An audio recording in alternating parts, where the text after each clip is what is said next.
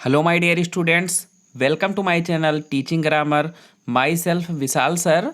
बच्चों, आज हम लोग टेंस की सीरीज में पास्ट इंडिफिनिट टेंस का निगेटिव सेंटेंस पढ़ेंगे। ठीक है। निगेटिव सेंटेंस को नकारात्मक वाक्य भी कहते हैं। बच्चों, मैं आप लोगों को बहुत ही सरल और बहुत ही सिंपल भाषा में टेंस पढ़ा रहा हूँ। ऐसी वीडियो आपको और कहीं भी नहीं मिलेगी। ठीक है। तो आप लोग अच्छे से शुरू से तैयार कीजिए। ऐसा नहीं है कि आप लोग हमेशा ऐसे ही पढ़ेंगे। जब आप लोगों को नॉलेज हो जाएगा, ग्रामर का टेंस तैयार हो जाएगा, तो मैं आपको और एडवांस लेवल पे भी इंग्लिश पढ़ाऊंगा और आगे भी ले चलूँगा। ठीक है।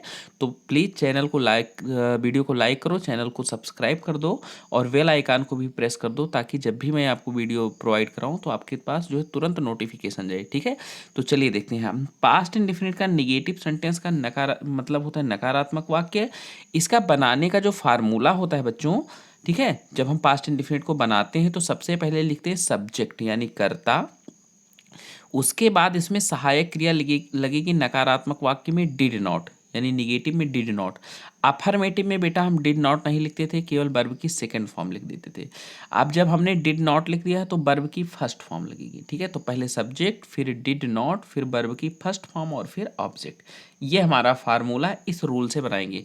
उदाहरण देख लो, जैसे वह एक पत्र नहीं पढ़ा। ठीक है। वह एक पत्र नहीं पढ़ा। तो देखो बेटा, आ ई ए आया और बीच में नहीं शब्द, तो ये निगेटिव हो गया ना। अब बनाने का नियम क्या है? सबसे पहले सब्जेक्ट लिखते हैं। तो सब्जेक्ट क्या है? वह, यानी ही लिखेंगे ना, ही।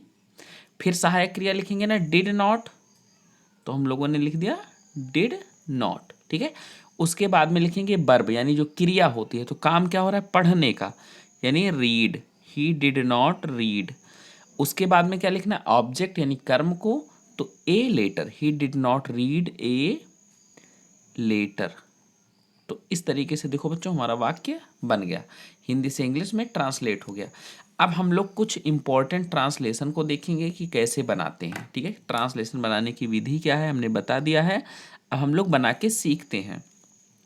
मैं आप लोगों को होमवर्क भी दूंगा, होमवर्क भी आपको करना है और मुझे कमेंट में होमवर्क करके जो है आप कमेंट जरूर करना। तो देखो, पहला यहाँ पे है मैंने भोजन नहीं किया। आ ई आया ना वाक्य के अंत में और बीच में नहीं शब्द, तो ये पास्ट इंडिफिनिट का क्या हो गया? निगेटिव। तो सब्जेक्ट क्या है इसमें? मैंने, यानी आई। उसके बाद हमें क्या लिखना है? सहायक क्रिया डिड नॉट। और देखो बच्चों, भोजन करना, इसके लिए लिखते हैं वर्ब, हम लोग लिखते हैं टेक या फिर ईट या फिर हैव। तो आई डिड नॉट और वर्ब की फर्स्ट फॉर्म टेक। और फिर आप क्या लिखेंगे? Object take the food. बन गया आपका। तुम घर नहीं गए, तो कौन घर नहीं गया? तुम, यानी पहले लिखेंगे सब्जेक्ट यू। फिर हमें क्या लिखना है? सहायक क्रिया डिड नॉट। फिर वर्ब लिखेंगे, वर्ब क्या है इसमें? जाना, यानी go to home. You did not go to home. ठीक है। तीसरे वाक्य को देखो ध्यान से, बच्चों ने पुस्तक नहीं पढ़ा। ये भी देखो पास्ट इंडिफिनिट का निगेटिव है, तो इसमें भी पहले लिखेंगे सब्जेक्ट। तो किसने पुस्तक नहीं पढ़ा? बच्चों ने। तो यहां लिखेंगे बच्चों की अंग्रेजी the children. The children subject हो गया। अब उसके बाद हमें क्या लिखना है? सहायक क्रिया डिड नॉट। अब लिखेंगे वर्ब, और वर्ब की first form did not read. और पुस्तक, तो ए बुक। तो the children did not read a book. ठीक है। चौथे सेंटेंस को देखो, राधा ने एक गीत नहीं गाया। तो किसने नहीं गाया? राधा ने। तो सब्जेक्ट हमें मिल गया Radha. Radha did not. Subject के बाद हम क्या लिखते हैं? सहायक क्रिया डिड नॉट। फिर वर्ब की फर्स्ट फॉर्म गाना। गाना का क्या होता है? सिंग। सिंग। और एक गीत ए सॉन्ग। बन गया ये भी हमारा। अब 5 नंबर सेंटेंस को देखो ध्यान से, तुमने एक सांप नहीं मारा। किसने नहीं मारा? तुमने, यानी सब्जेक्ट क्या है आपका? यू। और सब्जेक्ट के बाद क्या लिखना है हमें? सहायक क्रिया did not. You did not. फिर मारना, मारना का अंग्रेजी क्या होता है? किल। जब हम किसी को जान से मारते हैं तो किल लिखते हैं बेटा। तो यू डिड नॉट किल। और एक सांप ए स्नेक। और फुल स्टॉप, ये भी हमारा बन गया।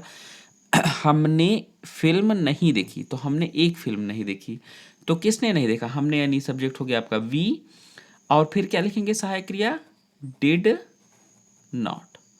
और बेटा जब हम कोई ऐसा दृश्य देखते हैं जो चलता रहता, बदलता रहता, तो हम देखना का वाच लिखते हैं।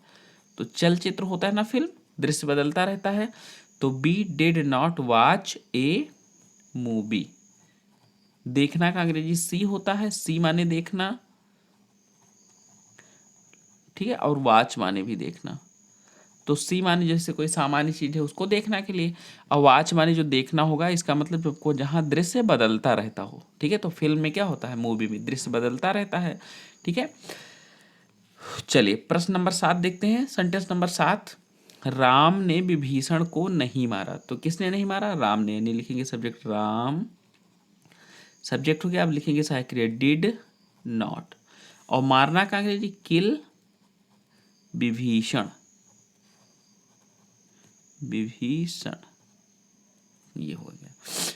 अब 8वां नंबर सेंटेंस देखो, वह गांव नहीं गए, तो कौन नहीं गया, वह, यानी सब्जेक्ट आपका हो जाएगा दे, और उसके बाद सहायक क्रिया क्या लिखना है, did not, they did not. Verb की first form go to village. तो इस प्रकार से हम देखते हैं बच्चों, हमारा सब्जेक्ट चाहे जो हो, चाहे एक वचन चाहे बहुवचन, सब के साथ सहायक क्रिया डिड नॉट लिखेंगे और वर्ब की फर्स्ट फॉर्म, ठीक है।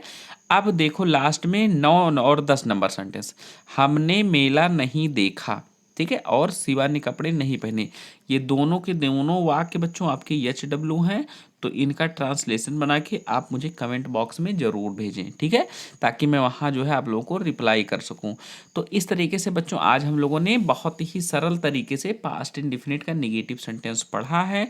ये खास करके उन बच्चों के लिए है जो एकदम बेसिक से अंग्रेजी सीखना चाहते हैं, क्योंकि इस प्रकार की वीडियो आपको कहीं भी नहीं मिलेगी, यूट्यूब पे भी एडवांस लेवल की इंग्लिश मिलती है, और मैं आप लोगों को बहुत ही सरल भाषा में, एकदम जैसे ट्यूशन होता है ना गाँव में, उस टाइप से पढ़ा रहा हूँ, ताकि आप लोगों को बहुत अच्छे से आप लोगों की अंग्रेजी तैयार हो सके, ठीक है। तो वीडियो पसंद आई हो तो वीडियो को लाइक कर दो, चैनल को सब्सक्राइब कर दो, और बेल आइकन को भी प्रेस कर दो, ताकि आपको आने वाला जो है ऐसे वीडियो मिलती रहे और नोटिफिकेशन आप तक पहुंच जाए। तब तक के लिए जय हिंद, वंदे मातरम।